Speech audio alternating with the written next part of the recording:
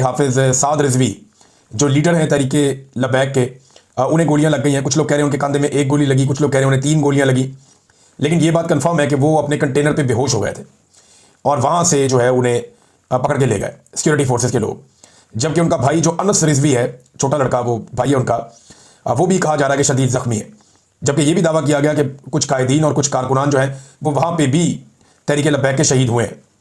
तो हर तरफ लाशें पड़ी हुई थी और ज़ख्मी पड़े हुए थे। बहुत अजीब सूरत हाल थी जो वहाँ से रिपोर्ट हो रही है। मैं क्योंकि खुद वहाँ पे फर्स्ट हैंड रिपोर्टिंग नहीं कर रहा और अब रिपोर्टर्स वहाँ पे मौजूद भी नहीं थे जिस तरह गोली चल रही थी। हम अभी इंसार करेंगे तहरीके लबैक जो बात कर रही है उसके ऊपर। और तहरीके लबैक ये दावा कर रही है गुज़िश्ता 24 घंटों से, बल्कि इससे ज़्यादा टाइम हो गया, कि उनकी लाशें छीन ली जाती हैं, एम्बुलेंसेज में डालकर गायब कर दी जाती हैं। बता ही नहीं रहे कि उनके कितने लोग मारे गए हैं और उनकी लाशें गायब की जा रही हैं, उनके ज़ख्मियों को गायब किया जा रहा है। बल्कि वहाँ पे बख्तरबंद गाड़ियाँ जिस तरह भाग रही थी उसमें ये दावा किया गया कि बहुत सारे लोग इन गाड़ियों के नीचे भी आ गए। ये खौफनाक मनाजिर हैं। 26 नवंबर के बाद हमने इस तरह के मनाजिर अब देखे पाकिस्तान में। इससे पहले इस तरह की चीज़ें हमने 26 नवंबर को देखी थी और ये इंतहाई तकलीफ देह मनाजिर हैं जो लगातार दिखाई दे रहे हैं। बहरहाल दोनों भाई जो लीडरान हैं वो दोनों गिरफ्तार हो गए हैं, सिक्योरिटी फोर्सेज उन्हें उठाकर ले गई हैं और इतला ये दी जा रही है कि दोनों ज़ख्मी भी हैं।